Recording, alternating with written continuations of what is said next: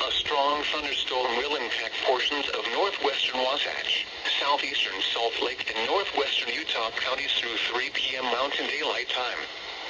At 2:34 p.m. Mountain Daylight Time, Doppler radar was tracking a strong thunderstorm over Pleasant Grove, Oregon, 8 miles northwest of Provo, moving northeast at 30 miles per hour.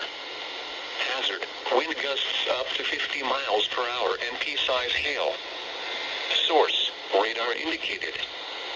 Impact: gusty winds could knock down tree limbs and blow around unsecured objects. Minor damage to outdoor objects is possible.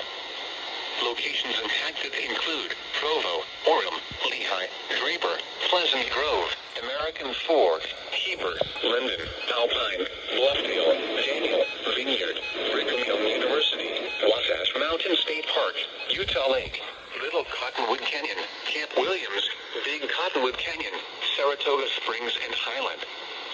This includes the following highways: Interstate 15 between mile markers 265 and 285.